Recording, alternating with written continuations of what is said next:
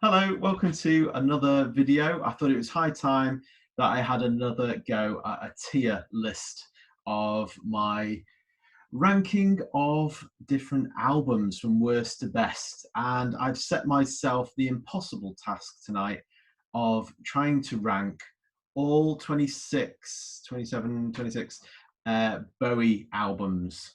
Now, I won't be including certain albums. I won't be including live albums or soundtrack albums, and I'll probably not be including the Tin Machine albums, Tin Machine 1 and 2, just because it was kind of a separate band in its own way rather than a solo studio album. Anyway, enough waffling. Let's get on, and I'll show you how I'm going to rank these albums.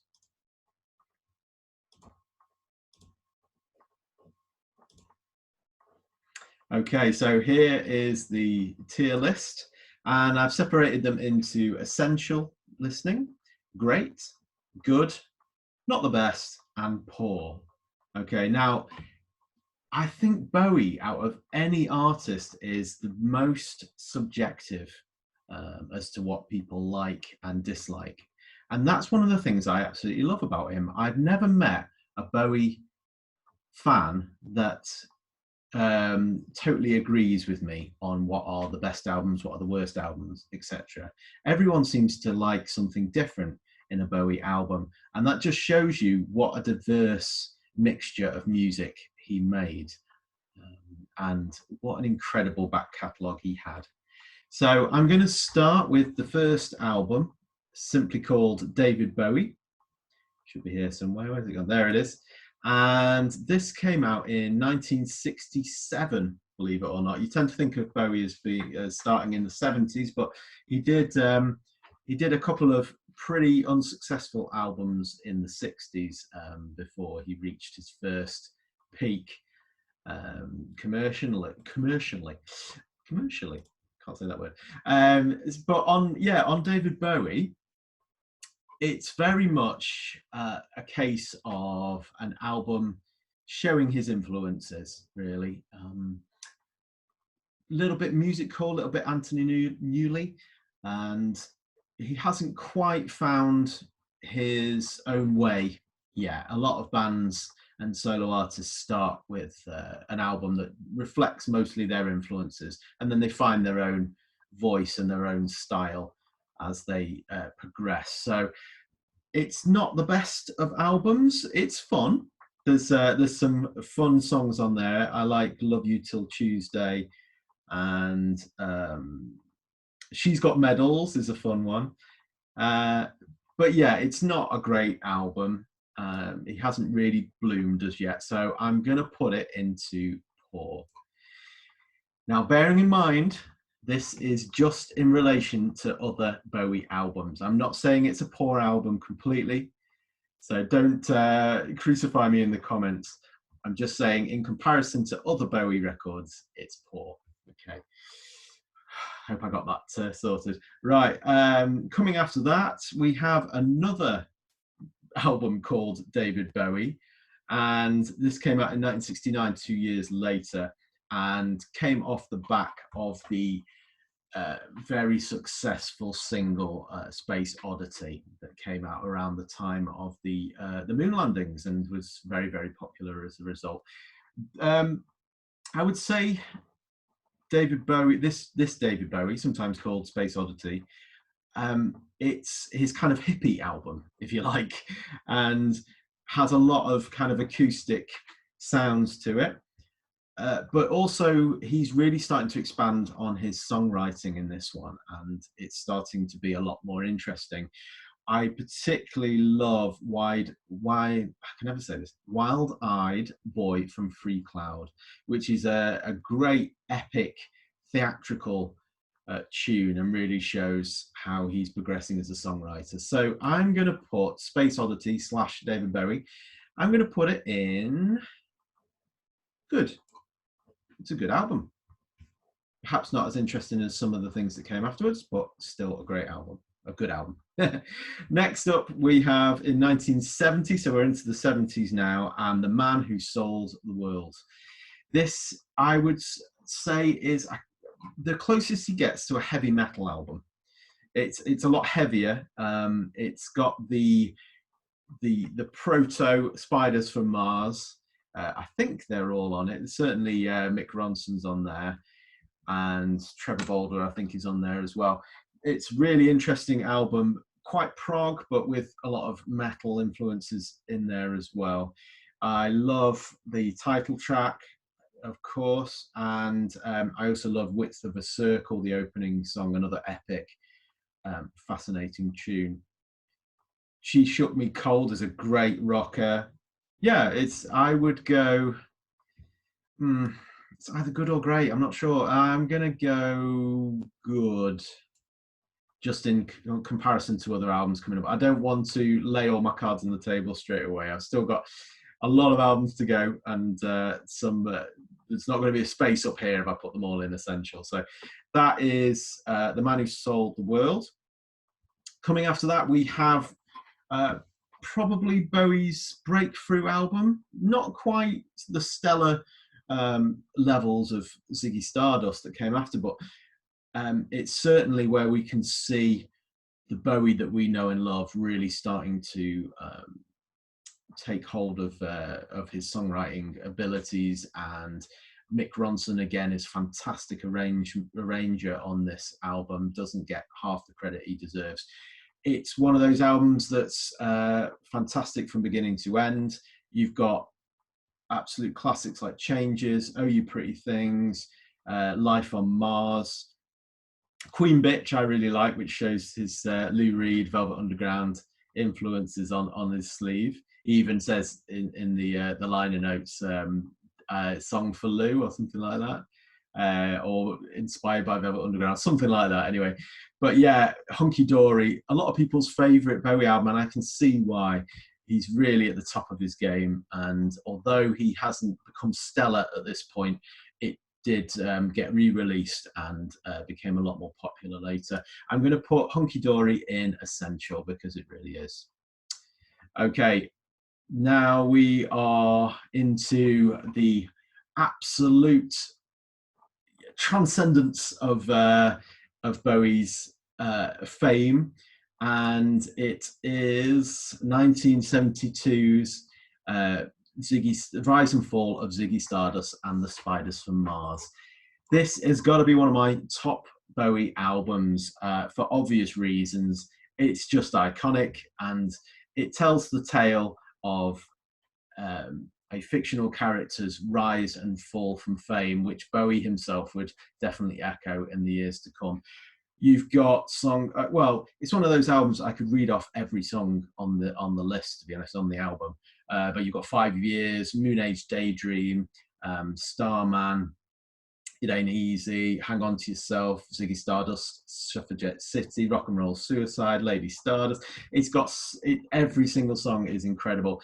And what he very wisely does on this is he takes all the theatrical flamboyance of Hunky Dory, but kind of condenses it with the help of Mick Ronson and the rest of the Spiders into this kind of proto glam, very, very immediate sound. So it's got to be essential. So I'm going to put that one in essential.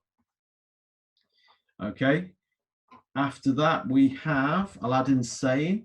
Ziggy Goes to America, essentially, and it's more of a sheen to it, slightly more of a sheen to the production. I'm not as big a fan of this as I am of Ziggy Stardust, but it still carries on with really great sound from the Spiders.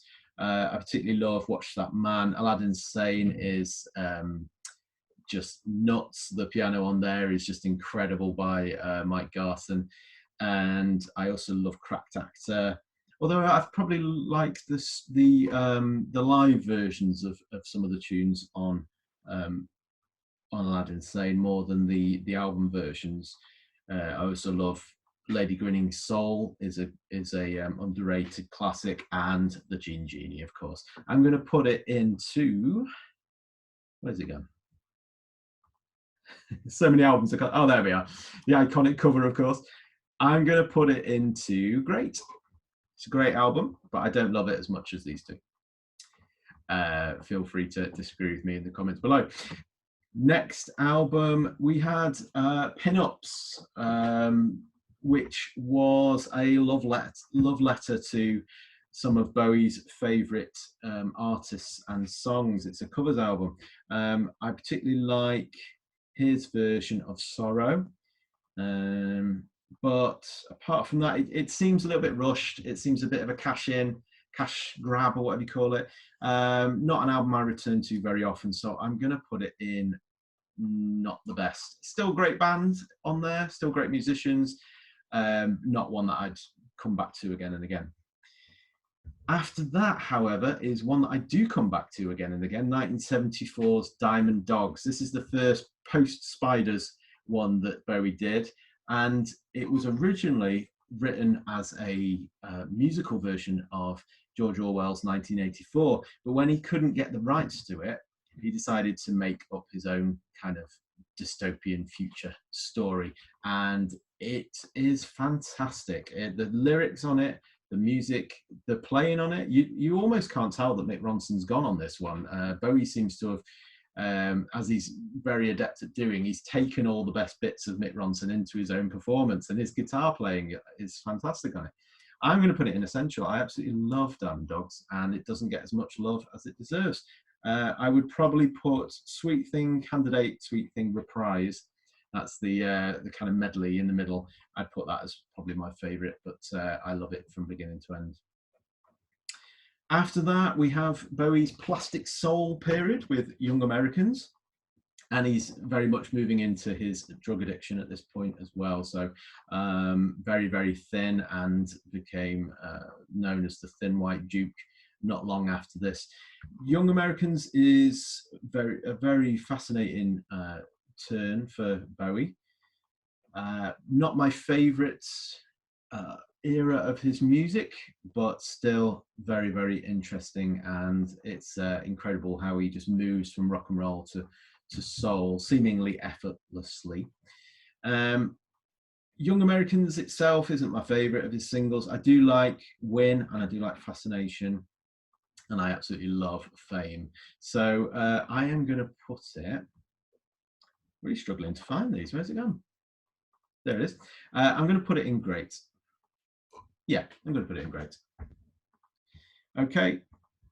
Then we have another of my favorite Bowie albums, the only album he doesn't actually remember making because he was so addicted to drugs at the time and was just in a really, really bad way. I think had he not have escaped to Berlin and gone into, not hiding, but gone into reclusiveness with Iggy Pop after this, it might well have been Bowie's last album. Very European sounding, if you know what I mean. It carries on a little bit with some of the Plastic Soul sound, but also brings in some synthesizers for the first time. And whilst it's only 6 songs, every single one's a winner. I love Word on a Wing, particularly Stay I love. His version of Wild as the Wind is incredible. But I'm probably going to go with the 10-minute title track, Station to Station. Absolutely fascinating. There's, like a lot of Bowie songs, there's nothing else like it. So I'm going to put that into essential. Coming after that, probably my favourite Bowie album. It wasn't to begin with. We're talking about Low here, from 1977. When I first heard Low, I thought that Bowie had crawled up his own arse, to be honest. I thought I didn't get it at all. I didn't get what he was trying to do. But the more I looked into it and the reasons behind it, and realized that this is a recovery album, essentially. It's a man learning how to put himself back together again after drug addiction and hanging out with all the wrong sorts of people in LA. And if you look at it from that point of view, it starts to grow on you and you realize what it's all about. So the first half is very much fractured, kind of very short snappy songs that seem quite broken, quite unwell. Songs like Breaking Glass and I Keep Crashing in the Same Car and things like that. I absolutely love them. I mean, this album in particular hit me at a point in my life where I was also kind of broken and trying to put myself back together. So it really, I could really relate to it. And the second side is almost like what I call healing music. It's expansive soundscapes of ambient music, very influenced by Brian Eno, who of course helped produce the trilogy, the Berlin trilogy, that this is the first of. So it's got to be essential. Next up, after that, the Berlin trilogy continues with Heroes, another double-sided album of like proper inverted commas songs on the first half and mostly instrumentals, ambient instrumentals on the second side. I don't tend to listen to this one half as much as Low. I know a lot of people rate this as one of his best albums, but I tend to not listen to it that often. There are some amazing songs on it. The title track is one of his best songs ever, of course. I do like V2 Schneider, and Moss Garden is absolutely beautiful on it. But yeah, the rest of the tracks I don't listen to that often. Maybe I need to give it another spin, but I'm going to put Heroes into Good, which I know is absolute sacrilege. Next up, we have Lodger, which I often say is one of my favorite Bowie albums. It's the first album where you kind of feel like he, as much as he influences so many other musicians, this is the first album where you can hear those influences back to him again. It's like a conversation. So you can hear some of the new wave influences of those that he has influenced, who are influencing him in return. So like your Talking Heads and people like that. So it's got that kind of new wave sound to it, and fascinating. I really like Lodger. It doesn't get half as much love as it deserves. So my favourites on here would be Fantastic Voyage, Red Sails, Red Money and Repetition. Yeah, really interesting album that doesn't get enough love. So I'm going to put that into Great, which I know is a lot of people will see as wrong, putting Lodger above Heroes, but that's just my own personal taste. Okay. Next up, we're into the 80s, 1980, in fact, with Scary Monsters and Super Creeps. This is one of those albums that I prefer, in some ways, the singles to the album tracks. Again, absolute sacrilege, I know. It's one of those albums that has yet to grab me as much as some of the others. I do like it, don't get me wrong, but I think I need to listen to it a few more times to really get into it. So I am going to put it in Good. I do love Ashes to Ashes, Fashion. I love, again, both of the singles there. I do like Up the Hill Backwards as well. Very strange pop song, but I do like it. Okay, talking of pop songs, we are then into Let's Dance, one of his most popular pop albums ever, 1983. I love Let's Dance. I know a lot of people don't, and they think he's it's a bit too mainstream, but I love every song on it. It's just from beginning to end, complete enjoyment for me. So I'm going to put it into Essential. Great. I'm going to put it into Great. My favourites on it would be China Girl, I love, Let's Dance. Again, these are the singles, aren't they? But I do also love ones like Cat People, Putting Out Fire. I love that tune. After that, we kind of have what some would refer to as Let's Dance 2, Tonight. Not a great album, unfortunately. I don't know why. It's got many of the same ingredients that Let's Dance has, but just doesn't grab me as half as much as that. It's got some good songs. I mean, Loving the Alien I like a lot. Neighborhood Threat is my favorite on there. It's mostly he mostly shares songwriting with Iggy Pop on this, which he did on some of Let's Dance as well. But it's something about it just doesn't work. So I'm going to put it into, apart from Neighborhood Threat and Loving the Alien, it's got to be Poor. Apologies for that, tonight, fans. Then we have Never Let Me Down, 1987. Now, interestingly enough, this is when I first fell in love with Bowie's music. In, like many people, men of a certain age, like myself, I was a huge Labyrinth fan and just was so intrigued by Bowie's depiction of the Goblin King in that film. But unfortunately, to his own admission, he kind of lost interest in music at this point. He was more into his acting, and you can tell on Never Let Me Down. It's not a great Bowie album. There are a few highlights. I do like Time Will Crawl and Day In, Day Out. Beat of Your Drum is okay. But yeah, he just lost the plot at this point. And a lot of people did in the 80s. There's not many of my favorite artists who made amazing albums in the 80s, apart from maybe Paul Simon. But yeah, it's poor. It's not great. Okay, coming on after that is Black Tie, White Noise.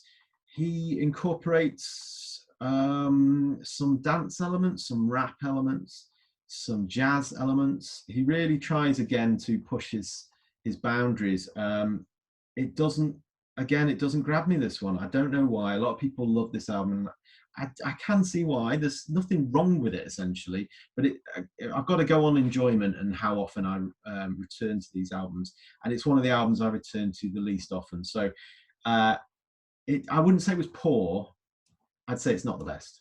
Okay. I do love Jump They Say on there, but and Miracle Goodnight I like as well. And I can appreciate what he was trying to do, but it doesn't grab me. All right. Sorry about that. Buddha of Suburbia. I hate to say it, I haven't really listened to it that much. I see it more as a soundtrack album than a fully fledged album, although it does have lots of original tunes on it from Bowie. I do love the title track, and I like Strangers When We Meet, but I don't feel qualified enough to give this a ranking, but I'll put it as good, just because I don't know at this stage. Apologies for that. Outside, one outside is where Bowie really tries to get back to his real creative powers, and it's fascinating album. It's a concept album all about a serial killer, and Bowie plays lots of different characters in it. It's not for the squeamish, and it's also, you could never say that Bowie was playing it safe at this point. He really is pushing the boundaries of how art and rock can come together. Yeah, not one that I return to again and again, but it's one that I find fascinating, really interesting, and I really appreciate. So it's got to be, I'm going to go great for that one. Yeah, definitely worth checking out, that one. Earthling, very underrated, seen as Bowie's drum and bass album, possibly the only time when he was kind of behind the curve as opposed to ahead of it, maybe some people might say. I do love the industrial sounds of it, the sort of Nine Inch Nails sound, as well as the drum and bass actually worked really well on some of the songs, Little Wonder in particular, and I'm Afraid of Americans. Probably my favorite on the album is Telling Lies. Check that out if you can. Really great industrial drum and bass. Brilliant stuff. Very dark. Love it. I'm going to go with Great. A lot of people will not be happy me putting this above Heroes, but it's just my own personal opinion and what I return to again and again. Hours is okay. It's got some good tunes on it. Thursday's Child, Survive, 7. It's a good album. Not one of his most exciting, but it's okay. So I'll put it as not the best. Again, another album that I perhaps need to give another spin. Heathen, however, is one of my favourite Bowie albums. Probably my favourite of his later albums. Very underrated, very exciting, great musicianship. Love the dark elements of it, grungy, rocky. Uh, the way Sunday builds the opening track, Slip Away, Slow Burn, Afraid, I've Been Waiting for You, the Neil Young cover, I Would Be Your Slave is the perfect song that was never used on Labyrinth, but really should have been. If they ever made a sequel to Labyrinth, they should use that song. It really works well with the yeah, I like every song on the album, and it's gonna go in essential or great. I'm going to go great, just because these ones up here really are the most essential to listen to if you've never heard anything else by Bowie. Reality, it's okay. Again, similar to Hours, it's kind of one that I would listen to and enjoy, but not one that I'd return to again and again. Not a huge fan of the Pablo Picasso cover. I'm a big Modern Lovers fan, and it didn't really do it for me, but I do love New Killer Star.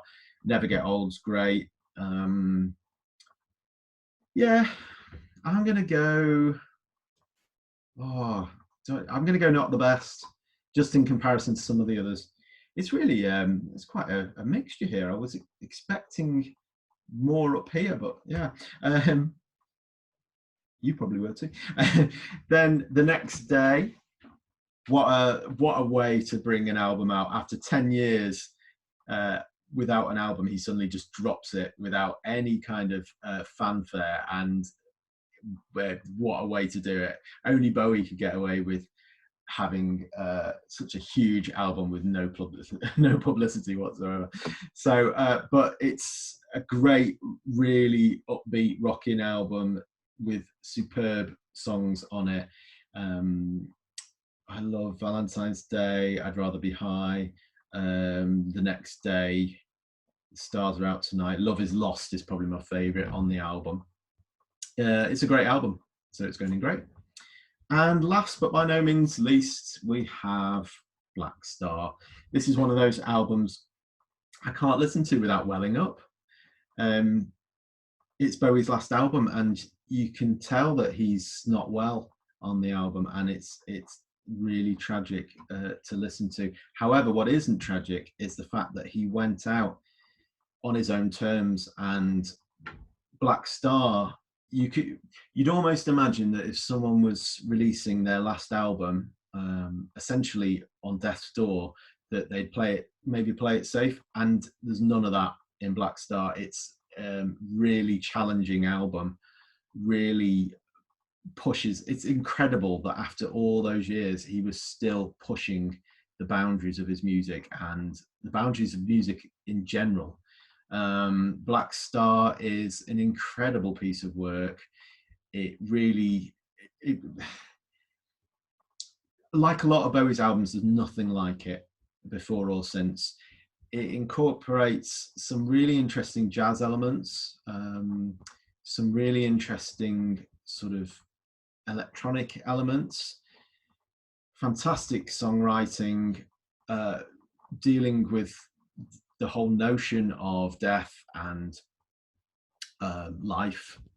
And yeah, what can I say? It's essential. It has to be essential. So there we go. I hope you enjoyed that little look, very quick look through Bowie's incredible catalogue. And I know that most people will disagree with how I rated these, and that's absolutely fine. I'd love to hear what you think of the different albums down below in the comments, but I hope you enjoyed that. I hope you have a great day, and thanks very much for watching.